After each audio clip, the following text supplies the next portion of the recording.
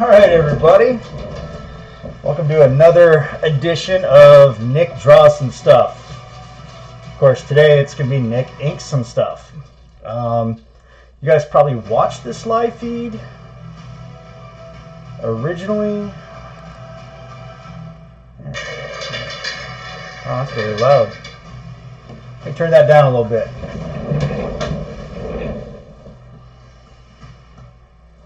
There we go. That way it's not so damn loud. But anyway, so this is a piece that I had already drawn. It is a character from Ray Merrick. He is he is Nightfall Studios, and it is partnered up with Unparalleled Comics, and they are going to put this book out later on. It's called Operation Eclipse. I'd already, as you can see, the image is already drawn. There is, and I did that on a live feed not too long ago. Now I scanned the image, I blue lined it, and now it is ready to be inked. So we're going to start off. We got our pens, and I'm going to move my pencils out of the damn way. Hey Mike, what's up DW? What's going on, guys? Should have organized my space before I got, Alright, so I'm going to get my pens ready. You guys get to see me go through my entire freaking little process here. Got different pens for different weights. And then we'll get kicking in here on the image. Hopefully the camera's good. Yeah, the camera's good. Let me know if you guys, if there's any light spots and you can't see anything or anything like that, so I can make sure this pen works before I go getting crazy with the cheese whiz, you know what I mean? Thanks for the like, appreciate it. So, now inking is definitely a whole different process. I used to think it was just tracing when I first started out, and I was young and stupid, didn't know any better, and actually met and watched some legit professional inkers add their thing to a pencil piece of work.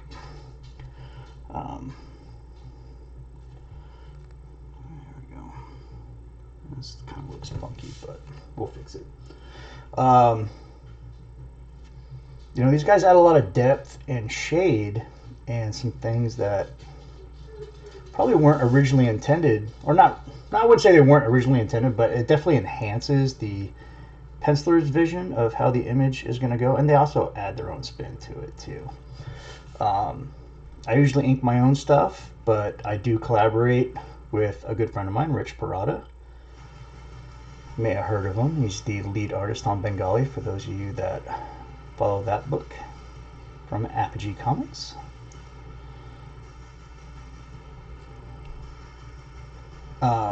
He's inked some of my work, and he's done a phenomenal job, and it's really good to have that kind of collaboration with somebody.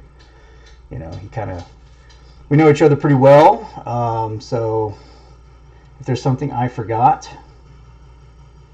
in the original pencil drawing, he can add it in there through inks, which I always think is pretty amazing shit.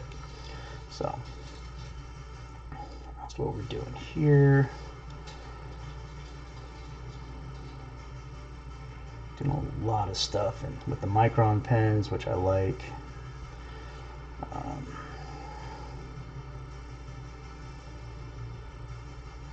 Only good thing about not doing this over original pencils is that if I screw up, I'm not screwing up the original pencil work either.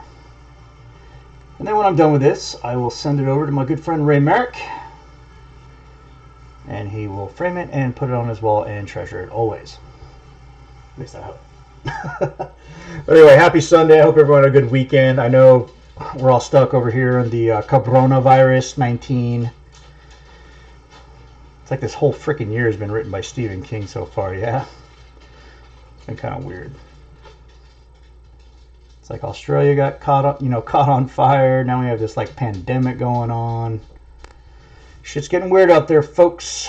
Shit's getting weird. Just remember, if you stocked up on food and water and supplies and you don't have any ammunition, what you did was stocked up food and supplies for someone that does have guns and ammunition. That's Uncle Nick's tip of the week. So we're laying this down in here. We're doing this piece. What the hell's going on? Where'd everybody go? Facebook's being weird. It's being weird during the coronavirus. I mean coronavirus. Sorry, why do I keep calling it the coronavirus? Alright, we're adding some stuff here. A lot of inkers are going digital. I still like going analog, as they're starting to call it. You know, I think it looks cool. I just like the pen and ink look. So it's one of the things that I really enjoy is, you know, we can plot that out there. I'm gonna block this out. Block this out. Do that.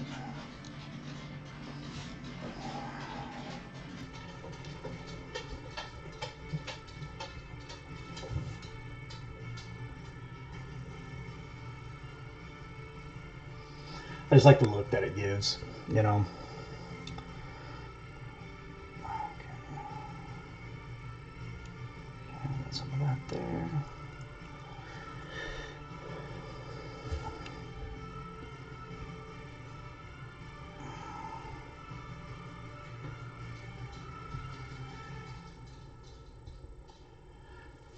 All right. Hey, what's up, Ray? I was just pitching your book, bro. Giving you and Nightfall and Unparalleled a little bit of love on my platform here. You know, when I first started in doing independent comics, I started off with the ideology is that we're all in this together. And then throughout the years and certain things got a little jaded, changed my philosophy a little bit of like, hey, we're all in this like for our fucking selves. Which definitely was the wrong attitude. End of the day, we are all in this together. And with this quarantine shit, you know, our favorite local comic book shops are hurting. So if you got a favorite local comic book shop, you know, you should share their link because a lot of them will do online sales and shit like that. And, you know, help their business out. You know, comic books they're awesome. They're what taught me to read. You know, it's something that's always kind of kept me engaged throughout my life. You know, usually, you know, a lot of people say it's kid stuff and you eventually outgrow it. I say fuck that. Don't fucking outgrow comic books. They're fucking cool. Unless it's the New Warriors. That book is fucking trash. Don't buy that. Spend your money on something else. Go buy 30 Days a Night. Or Lock and Key. Something cool. Really anything from Dark Horse would be fucking legit. Solar, Man of the Atom, Bloodshot.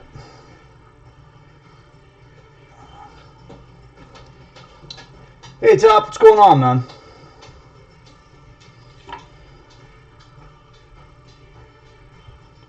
So right now I'm using a Micron pen. It's a 01. It comes in different weights. I got plenty of those. I buy them in bulk because... as much as I love them and I love how they look when you're inking stuff, the ink reliability as far as like how much you think you actually have in there. Yeah, I know. I didn't do an announcement like I usually do. It's kind of an impromptu deal. I kind of had a wild hair up my ass. I'm like, you know what? I haven't done a fucking live feed in a while. Sorry for the swearing. Usually I'm kid friendly, but knowing my friends, you guys have said way worse things in front of your kids. You know, like I was talking about, like the ink will add stuff to it. Like these lines right here that I put in here. Lock and Key was good. I got sidetracked cooking dinner last night, and the kids continue watching without me, so I got to go back in there. And does it sound like it really ramped up? So I think we were on like episode 7 or 8 when I started cooking dinner. So yeah, but I was enjoying it. I think it's really cool. The premise is awesome. Most people know me for loving superhero comics. You know, not always the case. I do like a good story. I think a story is what will compel me to pick up something more than its genre. You know, so that being said, I really like the premise of that story, and I never read the books. I'm familiar with Lock and Key. I think I caught it in previews years ago. Really interesting premise.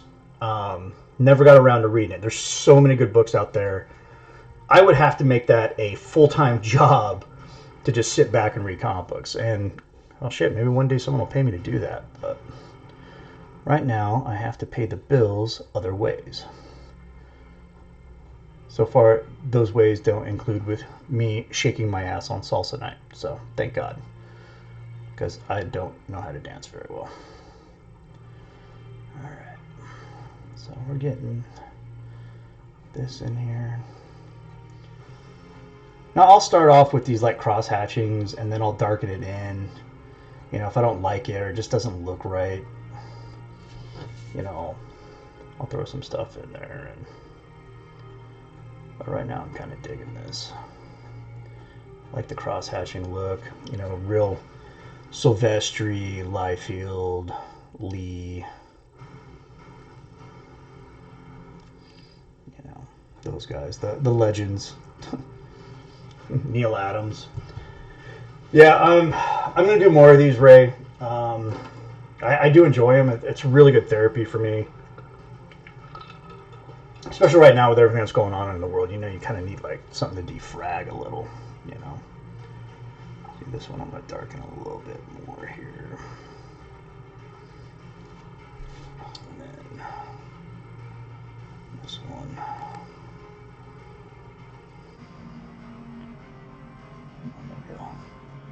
Throw some crazy shit in there. There we go. How's that looking? You guys see that okay? Let me move the camera a little bit here. Let me zoom in here. Oops. Whoopsies. And there we go. Whoa. Crazy.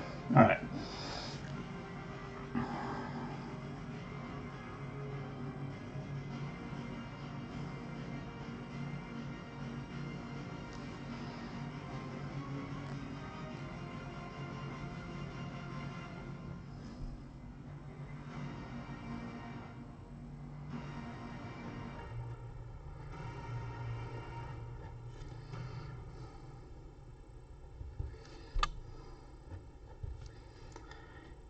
But the thing with inking is that you vary the line weight. Things that you want to really put emphasis on, usually fist, head, and other things, you know, you're going to give them a heavier line weight. Right now I'm kind of going really light here, and that's okay, because it's better to go light and then go in there and do the touch-ups than go heavy right away and realize that you over-inked a particular area. You don't want to do that. That is a no-no. It's not really a no-no. It's just you're going to feel stupid later when you have to re-ink the damn thing. Get some of this in there. Gonna get some of that in there here. A little bit of texture here to the shadow. Coming right off his trapezius. I'm already enjoying how this is looking. Can't wait to see it colored, because that's going to be legit. Okay, so let's do the belt here. Anybody that's been following my drawing style for a while, I like to put a little 3D shape in there. Give a little touch of realism. Okay, I'm going to change that up a little bit there. This is a leather bandolier which holds his sword. So you got to give that little sheen to it, you know what I mean? Give it a little bit of sheen there. Not to be confused with Charlie Sheen, because we're not trying to give it HIV. Alright, and we're going on right now.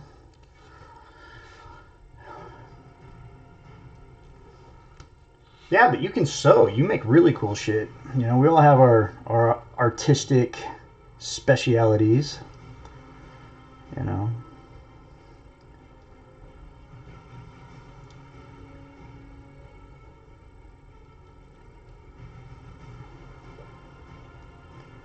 I had the good setup here too.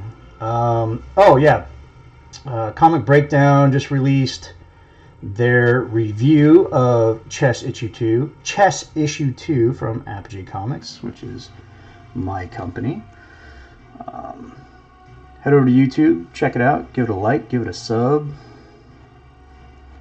You know. Also, if you guys are horror fans, my boy Ray Merrick has the Horror Syndicate.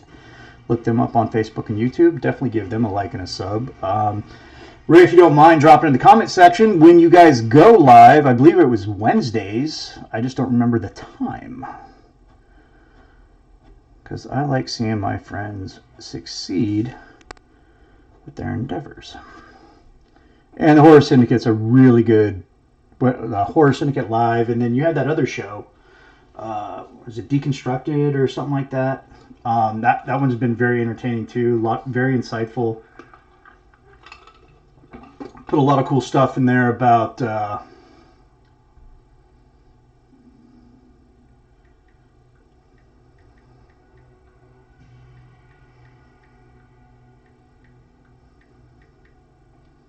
gonna send a quick text. All right, here. There's a lot of cool fan films of some of our horror franchises. Spirit of Haddonfield is one that Ray Merrick told me about. Really enjoyed it. Total John Carpenter feel. And I really enjoyed it. And then there was Confessions of Fred Krueger, which was really cool. And the whole time I'm watching, I'm like, oh my God, if Robert Englund was doing the lines for this, what would this sound like? Because the dialogue was really cool. And it's something that probably should have been... Someone should have hired these guys to do like a Freddy Krueger prequel. I think that would have been sweet. You know, everybody wants to do prequels and shit on other franchises. You know, why not do it with some of these horror icons? You know?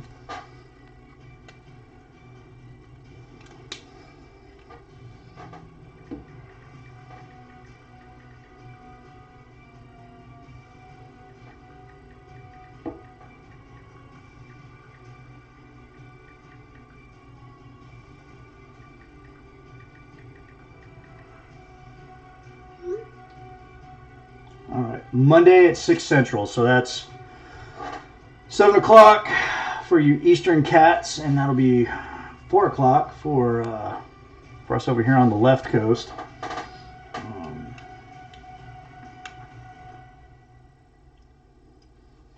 Forgot what I was going to say. That rarely happens because usually I don't shut up. But anyway.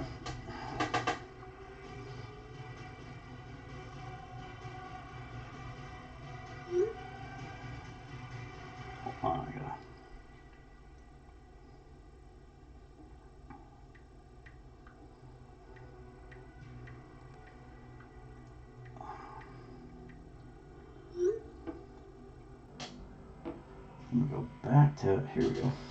Yeah, we're having the director Renee Rivas on tomorrow, along with Vince DeSanti's gonna be on. Awesome. Never Hike Alone was probably one of the best, like, independent fan films of a already established IP that I have seen. Huge fan of Friday the 13th. Huge fan of, the 80s slashers. Jason and Freddy, these are the guys that I grew up on. And that led me down the rabbit hole of Texas Chainsaw Massacre, and it led me down to Halloween, and it led me down the rabbit hole. So much good horror out there. And Vince, well, he's making a sequel now, is what, Never Hike in the Snow? So I always thought it would be cool to see Jason in the snow, because you have that, like, totally just monotone white palette of snow, and then just the effects you can get off that with, blood splatter and things like that. And then seeing how, well, I don't think Vince's Jason is a zombie Jason. I don't think it's reanimated corpse. I don't think it's post, number 6. I don't think it's post Jason Lives. I'm not sure though. Ray, if I'm wrong, please correct me on that. Little pauldrons here. You know, see how like track, well, and you know, Jason can track you. You know, it's going to make it easier in the snow because you leave footprints and shit. So, there we go. I wanted to put a little, like these, like, little battle marks on there, you know, because he is armored. You know. And, I'm really excited to see this character come to life and read about it. Ray has kind of given me snippets. He kind of plays it kind of close to the vest. It's one of the things I love about Ray. It's like, hey man, when it's ready, it'll be ready. When it's ready, it'll be ready, and you'll be able to check it out. I'm like, all right, cool. You know, so I'm like super excited to see this come out. I think the Kickstarter is going live. It's either April or May, I believe. Oh, it is post-Jason Woods. Okay, so that adds another dynamic to it. Zombie Jason. How is the cold weather going to affect him and his movements? You know, since he is not a warm-blooded creature anymore. You know, these are all things that would be just awesome to explore in a fan film and or any type of film. And I hope Vince does that. I'm sure he will too. I'm sure he'll. I've listened to him on Never Hike in Snow is coming this fall. Okay, cool. Yeah, I'm super stoked about it. I gotta jump on the Indiegogo and send some money, send some of my hard-earned ducats that way, because the first one was just awesome, and I backed the first one too, and it came with a really cool Blu-ray or DVD. Had a lot of extras in it, which was really cool to kind of see how they, you know, funded it and how they just pretty much how they put the film together. I just thought it was truly amazing. I was very excited for Vince. You know, that's great that you guys have him on the show. So, I'll put a couple of scratches here too. Kind of battle damage right now.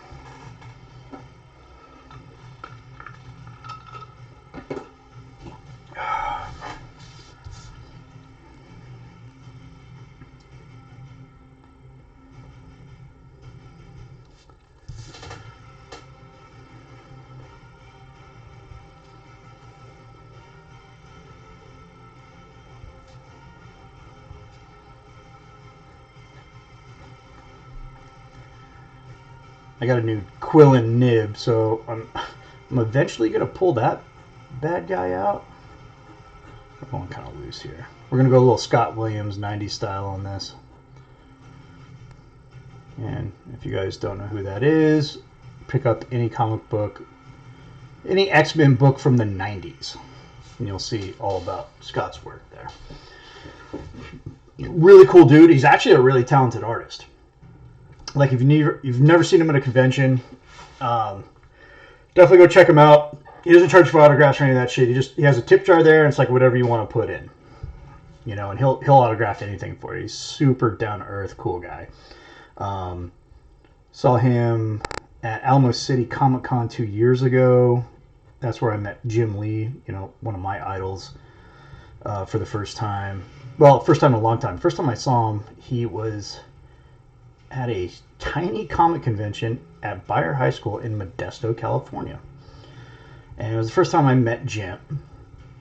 And this is when Image was just coming out.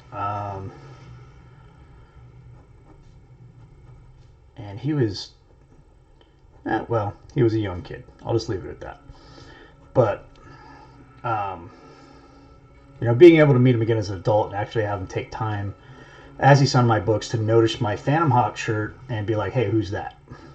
That, holy shit. I've been waiting my whole life for that type of interaction and recognition from someone that I idolized. Jay Lee also expressed high regards for that character with Phantom Hawk. He liked the look. He said it was iconic. You know, it fits the archetype, but it also had something of its own. You know, he had a lot of good things to say about it, you know, so I was like super stoked.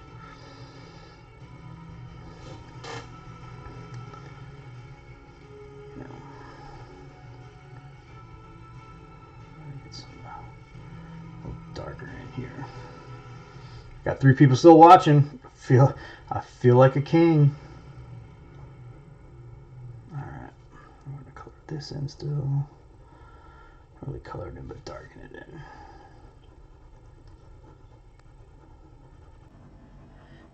I'll tell you what, boys and girls, inking it takes a lot longer than actually drawing it.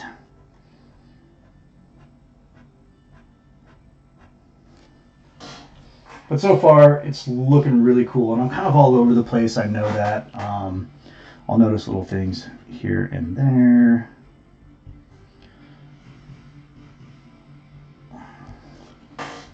I kind of want to really give him this battle damage look here. Not really battle damage, but like he's been in the scrap. You know, his armor's not perfect anymore. It's not clean. You know, he's been through some shit. You know, as you can see by the drawing itself, he's in like this, you know, just wrecked building of some sort. He's got the pistol drawn. He's drawn out the katana. You know, he's in fight mode. You know, and that's just kind of how it's gonna go. You know, so in adding to that, the best thing to do is, like, you don't want your hero clean and something like that. You know, it takes away from it.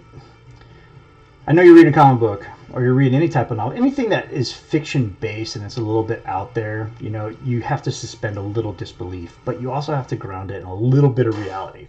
And I take that approach in my drawings. You know, for those of you that have read Phantom Hawk from the beginning, you know that, you know, I've set up that character to be an expert in technology. You know, he was a special forces, you know, communication sergeant, so he would know about a lot of that tech that I put in that book. And you know, so it lets you suspend disbelief and also grounds it in reality, which is what I always try to do.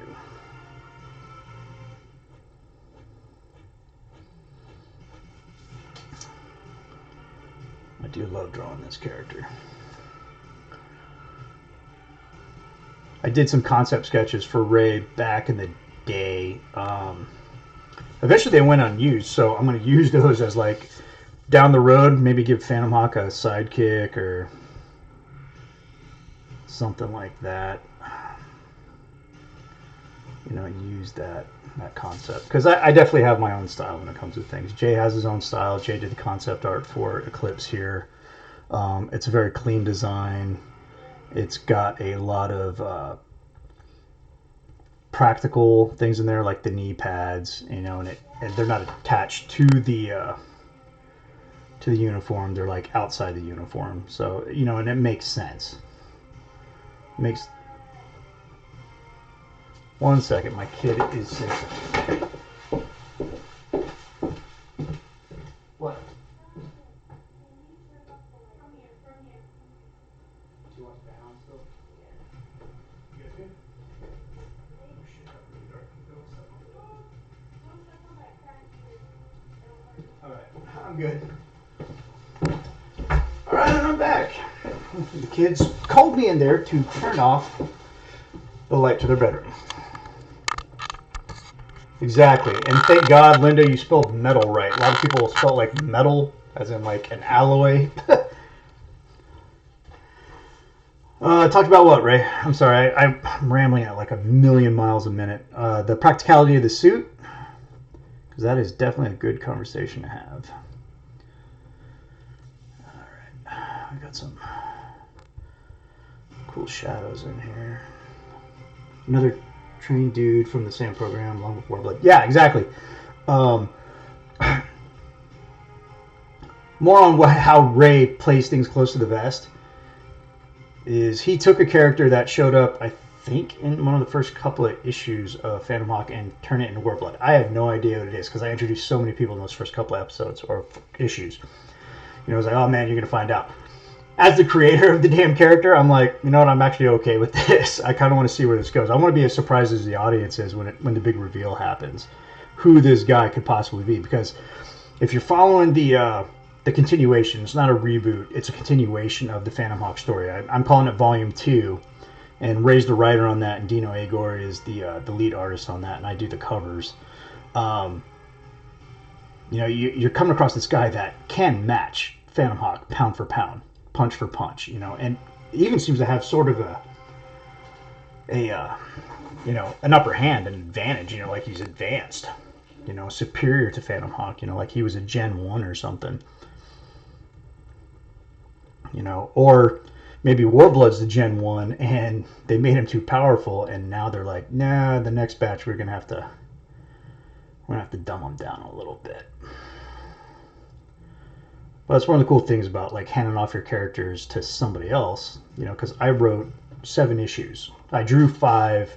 There's 2 other issues that still need to come out from Phantom Hawk Declassified, which is the very first story arc of the Phantom Hawk story. It's the volume 1. It kind of tells you about who he is, how he got there, and why he's doing what he's doing. Which, I don't know, it kind of, I don't know. That first arc is like, we're teasing his death. He's like, he's got 2 weeks to live, and, got to find the MacGuffin, blah, blah, blah. Hey, thanks for that, I appreciate it. You got to find the MacGuffin that's going to save his life, and I had some really cool things for, like, that. But, going into Volume 2, that he's going to survive. Which is fine. So it kind of, it gives the challenge to me to make sure that how he survives it and that story is interesting. There's nothing worse than watching a movie and you're just like, yeah, this guy's gonna fucking survive. We all know he's gonna survive, blah blah blah. But how is he going to survive? That's the big question. How is he gonna cheat that, that mark for death, that certain doom? And how's that going to lead us into Volume 2? And that's one of the cool things I like seeing. Me and Ray talk quite a bit about, plots and scenes and things like that. Hello, how you been? It's looking cool, thanks Phil, appreciate it. I know a lot of people used to, seeing Rich do these, now I'm doing them, and even though he's over there in jolly old England, I'm going to speak in a British accent. A little bit of Cockney in there, A little bit of that, a little bit of this. No shame there, mates. We're good. Alright. And outlining and blocking this stuff right here is really key. Right, maybe it's different in the comic world, though. Oh, I'm sorry. I can't fathom that either, trusting someone else with my characters. It's definitely the big T. It is trust. I trust Ray with my characters. We've been friends for, holy shit, 4 years now. Quite some time. We both have a love of comic books. We've both read a lot of comic books. Ray's probably read more than I have. So he does add an interesting insight into a lot of these story arcs, and he definitely lets me know if something I have come up with, or even something if he comes up, we kind of like, there's some checks and balances going on there. It's like, hey, I was done in this. Okay, well, let's figure out a more creative way to do this. And then we talk about it and we hash it out, and it always turns out cool. At least in my opinion, it always turns out cool. And from the reviews that I've had on these books, so a lot of people enjoy them as much as we do. And that was kind of our biggest thing. It's like, hey, we enjoy the hell out of these books. We enjoy writing them. We enjoy drawing them. We enjoy creating them. So, we just hope and pray that anybody that's reading our books feels the same way about it. I forgot to add another patch right there. So, but, Ray's a really humble guy, so I'm gonna talk him up because I know it embarrasses him a little bit. He likes to downplay how good he is as a fucking writer, but I'm not going to downplay it. He's really good. He's got a really cool sci-fi thing going on. Stellar Odyssey. He's got his book Knights of Bellatar in there. Or Bellatar. I'm going to throw a little accent on there. Bellatar. We'll make it sound European. It's really cool. Can't wait to get that book. Hello comics, and post COVID-19. Could be any comics time to shine. Well, I don't think it's just COVID-19. I think it's, the trash that the fucking big two are putting out. Jesus, you were telling me about New Warriors, and I read a synopsis on it, and just the character names alone. I don't know if they're making fun of, like, the social justice warrior movement, or if they're, like, really, like, lockstep involved with it, and they're just like, yeah, we're just going to be super on the nose about this. You know, shit, I'll probably waste 99 cents on Marvel now and pick it up. You know, just to see what it's all about. Because I don't want to talk shit about something I don't know anything about. But just on first glance, I'm like, it was very cringeworthy. Really cringeworthy.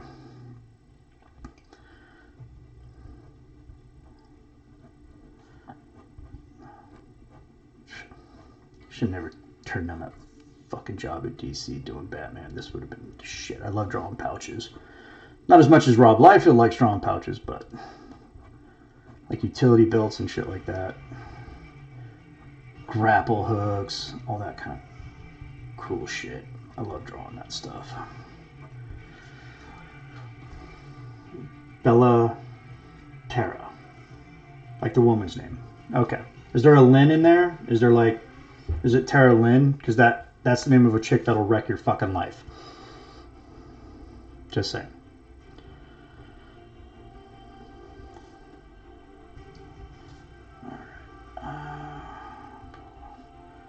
Put things in there.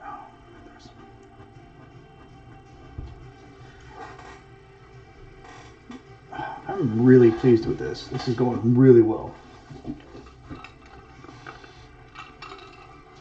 You know, let's get a little fucking nuts here and bring out the nib. Bring out the nib! The nib is out. Or is it? Oh, fuck, what did I do with it? No, there it is. Found it. Found it. Alright, so this is a Quilla nib. Old school, you know, calligraphy type tool, right? Man, there might be just a little too much light on there. Let me shift out. No, that's... No. Jesus, trying to get the right lighting is just kind of like pissing me off. You guys being able to see that okay? Hold on, let me move this. If I put it up enough and tilt it, maybe tilt it this way, no? Or just tilt it further like that. There you go, you should be able to see it a little bit better. All right, and I still have enough light to work. All right, so I got ink in here. This is nothing more than my poor man's inkwell.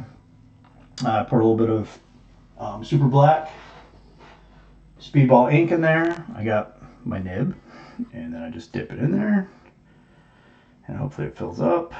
And then I kind of just wipe it off there, and then I do a couple of.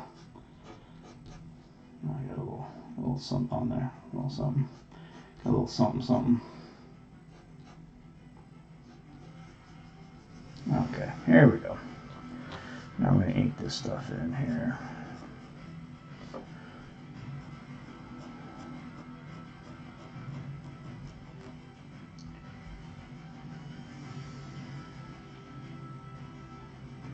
You know, the usual thing, chapstick, mosquito repellent, shark repellent, crazy chick repellent, you know,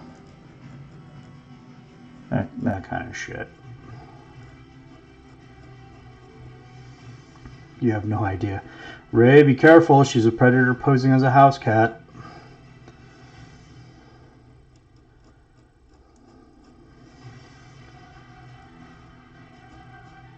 Met Linda at the Corpus Christi Comic Con, which was an awesome time. And we did some after party events together. Really cool person. Her business is super sweet. She's very creative. Does a lot of stuff with aprons of your favorite geekery. Provert. Love it.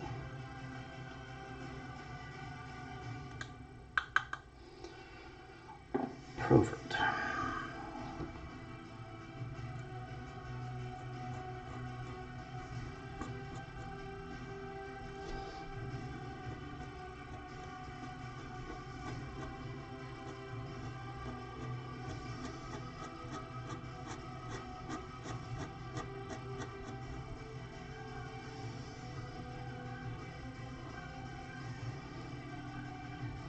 Don't know what you're talking about. Hey-o!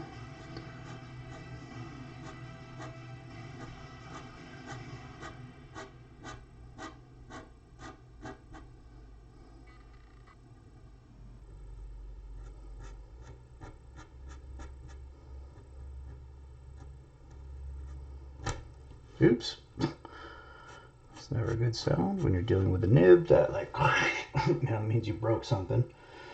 And hopefully it's not too bad and fucks up your inking. But then again, those are like what Bob Ross used to call happy little accidents.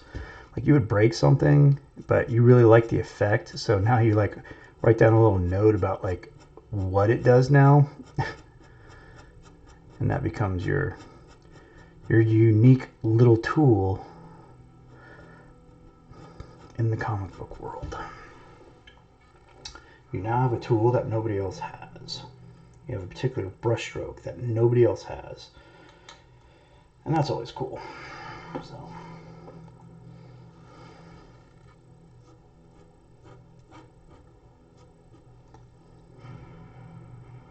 see, that's already too thick. Excuse me. I assure you I do not have the coronavirus. Just had something stuck in my throat. Probably all this talent. Oh shit, yeah you did. Just kidding. I'm not that conceited. You could get in on that ASMR business. Yeah, it's got a really cool, like, cathartic sound to it. You know, it's almost kind of like relaxing. That scratch, you know, and it leaves little indentations in the paper, in the Bristol board, which I really like.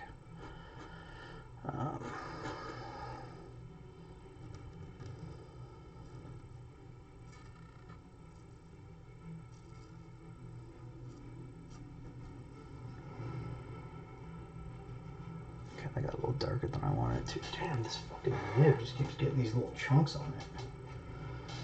Hopefully it's not chunks of the paper. That would just drive me nuts. Damn, it's still there. Fuck. Alright, I think I got it. I don't know. It might be time for a new nib too. I don't know.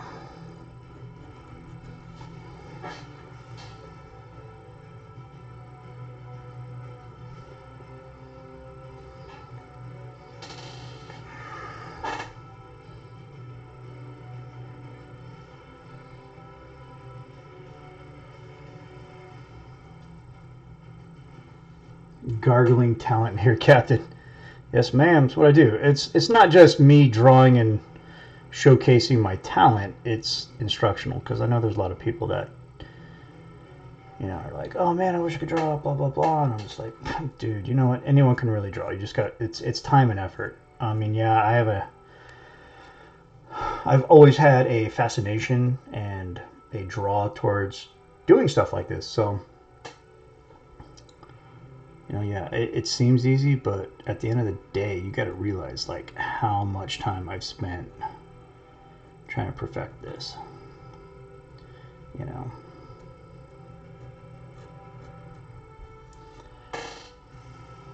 And then voila, you know, you get some cool shit like this.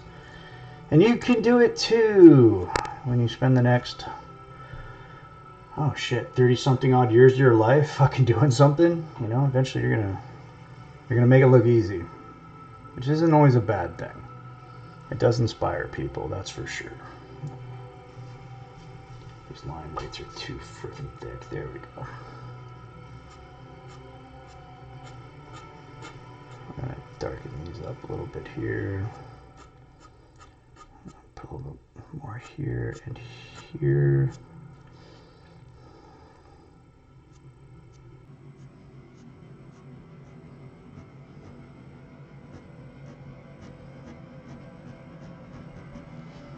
I'm gonna put the nib away a little bit. I'm gonna go back to the Micron pen.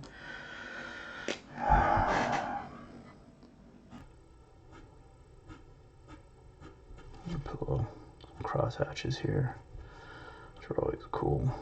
I like cross hatching, and there's really no need for it anymore. That's the thing. Cross hatching was made really popular by Neil Adams.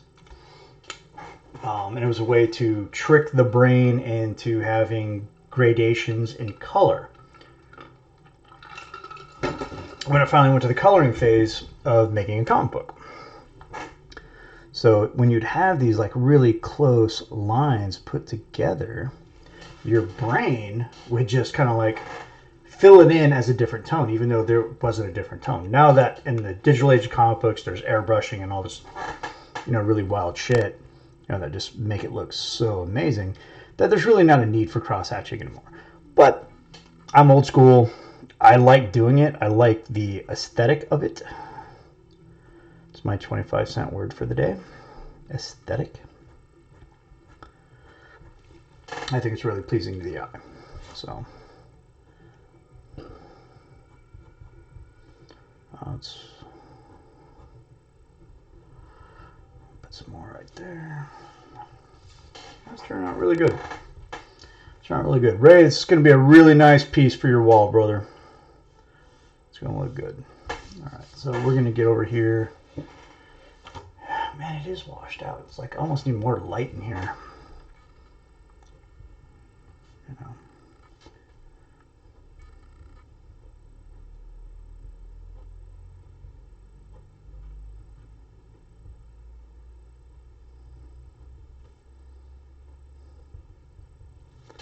There's no way I've been drawing for an hour already, is there? No, okay, we're good. We're good. Just wondering what happened to the frickin' music. Gotta have music when you're drawing, man. Gotta have that music when you're drawing.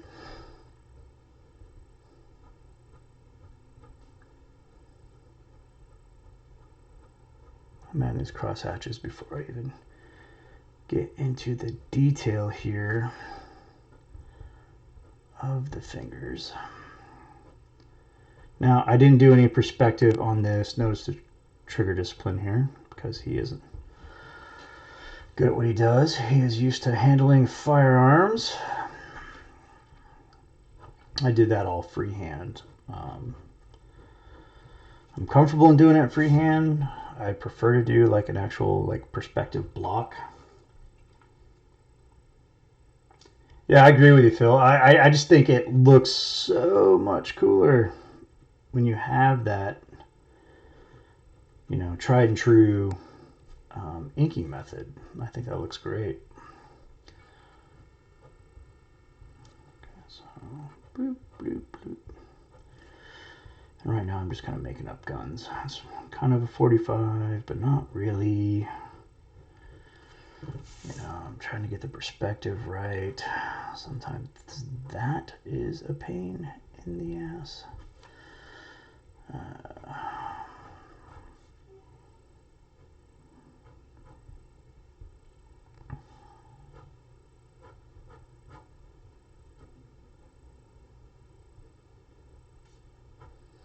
That's little details like that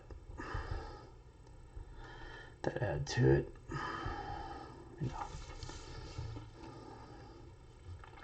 Looks almost like a cross between a revolver and a semi-automatic, but as we say here, we don't really care. As long as it looks cool. As long as it looks cool. That's the most important thing. As long as it looks cool. So we're going to add the cross hatching here to the handle. Because you got to have that grip. In case there's blood or water or whatever, you can still maintain control of his firearm. This is going to look super sweet colored. I don't care what anybody says. A little bit heavier line weight here in the shoulder. Alright, so and then we're going to give it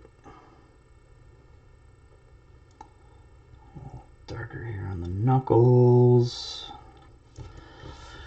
And we're going to add some more stuff right here. The biggest problem is trying not to over render the image. Oh shit, I've already kind of fucked up the perspective there, but that's okay. Hopefully everybody kind of gives me a little leeway on this. Excuse me 1 sec while I check on our music.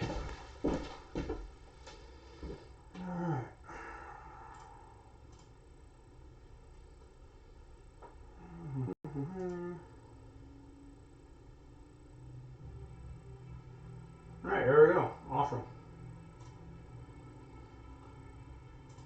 Okay. And we're good. And we're back on track. Ladies and gentlemen, as my freaking gut hits the freaking camera. All right, and we're gonna turn this page a little bit here. And we're start inking this glove in this hand.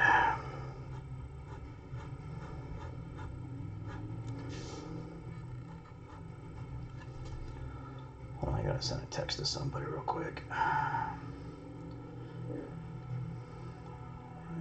Don't care about that. Hold on.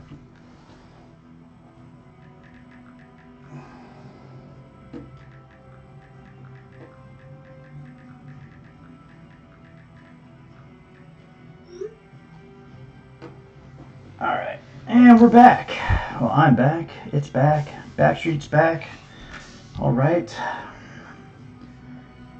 Kind of want to put some cross hatching here as well. So I think that'll look cool. And that's what this business is all about, looking cool. Or making things that do look cool. So here I am. There we go, he's holding on the katana. That's gonna be there. Did I give him 4 fingers? That's the weirdest thing, is like, as an artist, there's times where you're like, oh my god, did I give him 4 fingers? 5? Did I give him 6 fingers? Sometimes I've given characters 6 fingers and people have called me out on it. I'm like, yeah, I don't know, I was just like, I was drawing fingers for a hot sec there. Alright, so. Alright, we're gonna do some of that there. A couple more. Don't ask me where my brain decides to put this shit. I really don't remember or have any idea or clue. It's all pretty much instinct at this juncture. So I keep doing it. It works so far. All right, and then we're gonna go over here. I haven't unpacked my rulers yet, which I feel like a fucking total shitbag about it, but it's like I've been in this new place since November. I haven't unpacked like all my tools. You know, haven't even unpacked my office. Like if you saw it from another angle, it's nothing but boxes and comic books everywhere. You know, which isn't too bad. I left me enough space to work, and really that's all I need. I don't really give a shit what it looks like. So we're going to do this. We're going to give it that threaded look here, and then we're going to go across here. I think that'll make a nice little look. Count Rugen, the 6-fingered man. That's right. My name is Inigo Montoya. You killed my father. Prepare to die. I don't know. My name is Inigo Montoya. You killed my father. Prepare to die. That is the perfect movie. It's got horror, suspense, action, all that shit. It's got everything. What are you in the mood for, babe? Oh, I want some suspense. All right, cool. Princess Bride. I want some horror. All right, cool. Princess Bride. I want some comedy. Now you're talking my language. Princess Bride. Why do we always watch The Princess Bride? Because I like Princess Bride. Just enjoy the movie. Let us enjoy things. All right. One of the most difficult parts of doing this character is some of the segmented armor that he does have. Most importantly is this thigh armor here. You'll see a lot of artists that'll just draw it streamlined, like it's part of like a Lycra suit. I'm not going to do that. I'm actually going to show the segments, which is hard to do in different angles. You kind of have to be able to think in 3 dimensions. You know, how's that going to look? You got to put these little loops there. You know, I'm assuming it's some sort of like an obtainium, some sort of cool composite that is bulletproof. And then I put my little touch on there and put the little tactical holes in there. That's what I'm going to call them. They're tactical holes now. And I'll put a little bit of that in there and a little bit of that. And, You know, because he's been through some shit. I mean, he's standing in rubble, so you know he's been a part of this fight.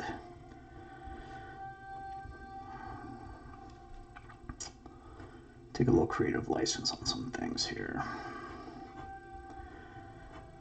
But when you're, just a little pro tip, a little tip of advice, if you're going to take any type of creative license, you want to make sure it doesn't vary too far from the original concept or original design. Otherwise, you're going to lose your audience and they're trying to figure out who the hell it is. So that's the most important part when you're drawing somebody else's intellectual property, is that, of course, you're going to put your own spin on there because you're an artist. But you don't want to put too much of spin on there where the character is unrecognizable. Because then you lose your audience, and you don't want to do that. Now, Ray corrected me on the original drawing that this is actually a codpiece. Oops, I went too far on the line there. So I make sure that I accentuate the tactical codpiece. Get a little bit of that there.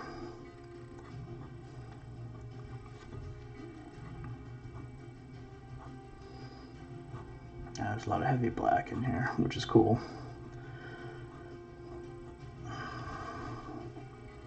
You know, and I like showing a little bit of the fabric too. So I'm not too concerned with that.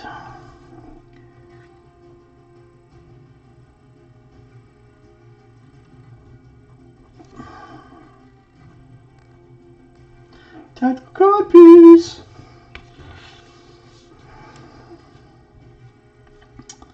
The knee pads are pretty cool. They are, the original design almost kind of made them look like wrestlers' knee pads. A little bit of a hard shell in the front. So we're going to continue on with that design here. Of course, I'm going to add a little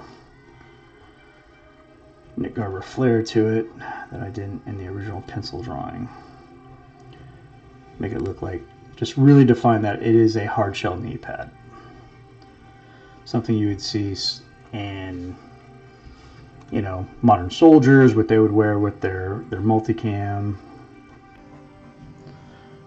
You know, that kind of stuff. You know, but this is external. It's something you can take off. There is an undersuit of some kind, you know, and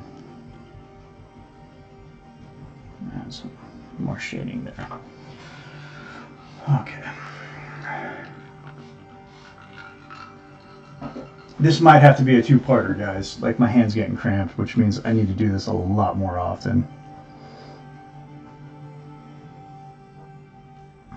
Jeez, I hope I don't fuck that up. May have painted myself into a freaking corner there, but I hope not. We should be alright. We're gonna be okay. Okay, I'm gonna put these little things in here. I like the boots that he has too. He's got like almost like these motocross type boots. You know, so they're like these like latches and straps, you know, and a shin guard. And which makes sense. You know, you're out there doing vigilante shit, you're gonna want some fucking shin guards, right? Tactical codpiece sounds like a post-apocalyptic band name. Yeah, I coined that phrase, so if it does go to like Mad Max, Road Warrior type stuff, remember you heard it here first. I'm going to dress like, what was his name? Humongous. Of course, I'm going to have to really hit the fucking gym to pull that look off. But like a cross between like Jason and the Ultimate Warrior from the old days of the WWF, now the WWE. Okay, so these are tire treads.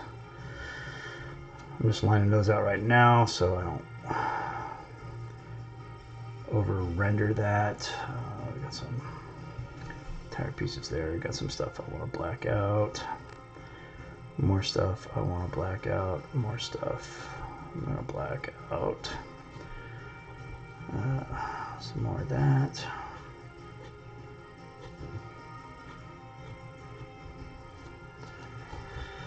All right. Okay, I'm going to black that out. And we're going to streak that. All right. So let's break out Mr. Brushy Brush. like Mr. Brushy Brush. Mr. Brushy Brush does a good job for us. So we're going to break out Mr. Brushy Brush. What I like about Mr. Brushy Brush is that it gives you a lot of heavy black. Like so. And when you're skilled in using Mr. Brushy Brush, it looks awesome.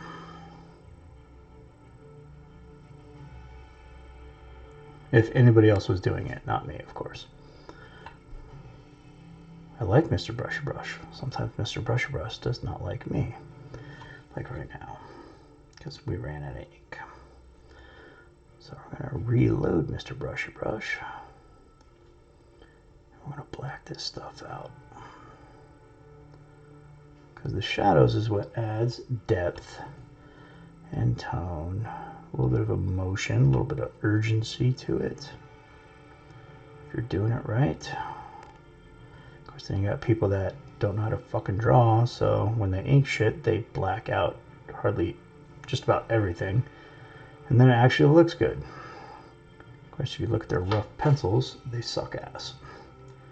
That's okay, that's not what we're doing here. I know my pencils suck ass. So, I'm trying to save it in the inks. And then hopefully the colorist can save it in the colors. There we go. Alright, so that's going to be a little bit heavier than I want it to be, and that's fine.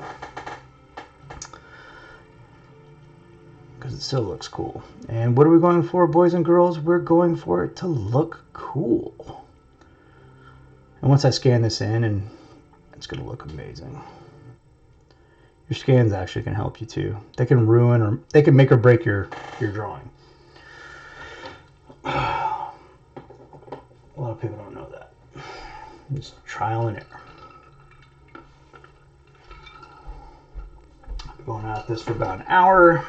I'm gonna give it like another couple of minutes. I'm gonna at least finish the figure itself. Before, oh shit, I forgot about the boots.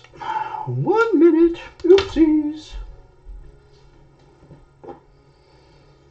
And we're going to do that there. All right, cool. And we're all set. I'm going to blacken in this stuff here.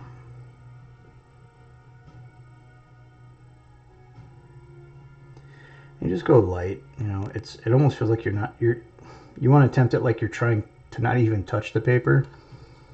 You know, it's like a game of I'm not touching you. For those of you that have siblings. I love that tried and true game. I'm not touching you. I'm not touching you. I'm not touching you. Like, motherfucker, you're touching me. Quit touching me. So we got in that. You know what? I kind of want to put some. I want to put some black in here too.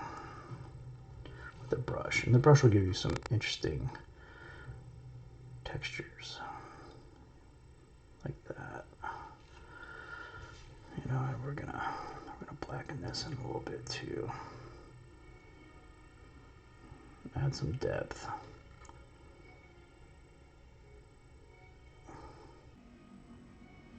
And then I have my whiteout pens too, so can definitely throw some extra shit in there. Do what we call like a negative drawing. So, you know, that's always cool. It does have a really interesting effect when you're working in reverse. It's like you blacken it in, and then you go back in there and, you know, do some whiteout, and that adds to it. So let's see here. Make sure the drawing's okay. All right, we're good.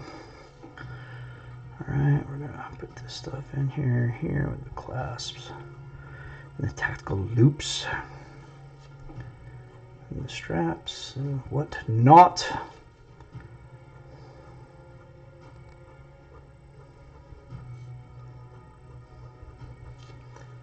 All right, cool. Yeah, this is turning out really good. I'm really happy with this so far. Barring any major incidents, I should just be able to draw this and, you know, not have to redo anything, which is always cool. So I'm gonna put this in here and some other stuff. Got our little tactical loopholes and whatnot. and then because I want to break up the character here and make sure that I'm drawing everything to the best of my ability. Ooh, those circles are too big. All right, well, we're probably gonna blacken those out. To be honest with you, that's probably what we're gonna do.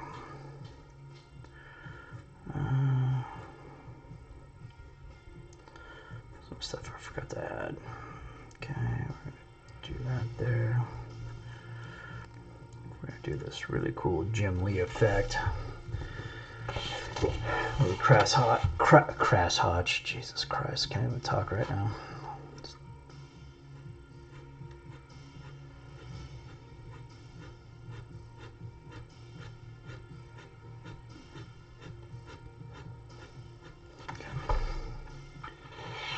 So we got that going on. All right, so now we're going to blacken out the things here based on. Okay.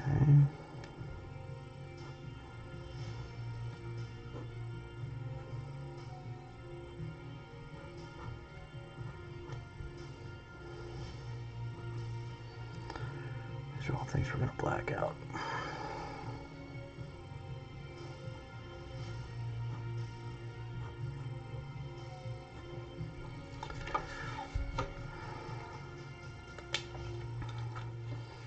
Then we're going to take out Mr. Brush again, our good little friend here, and a whole bunch of ink. We're going to wipe a lot of this shit off. And then we're going to turn that brush into a point, and then we're going to do this cool shit.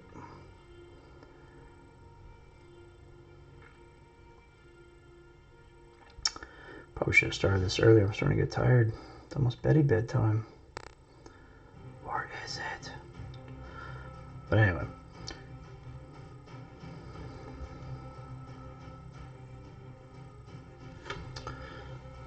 This turned out really good. Sound pick for me and send a message if you could. Of course, Ray. I'm just going to work on the figure tonight, and then probably tomorrow I'll work on the background. Complete it. So this is going to be there's going to be a part 2. Like I'm on a TikTok, you know, if I get enough likes, I'll do part 2. You know, just kind of emotional blackmail to hear the end of a damn story. But for those of you that have been on TikTok,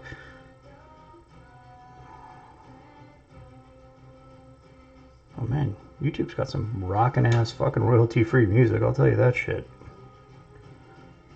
Okay, there we go.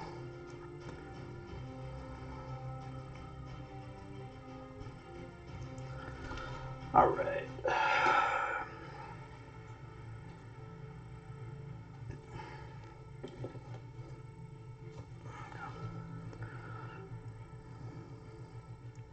Ray, I hope you're liking this, man. I hope you're liking how it's turning out.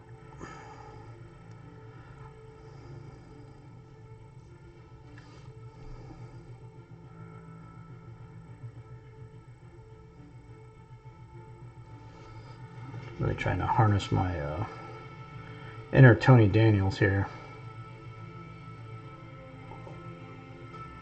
Maybe a little Frank Miller, if you think about it.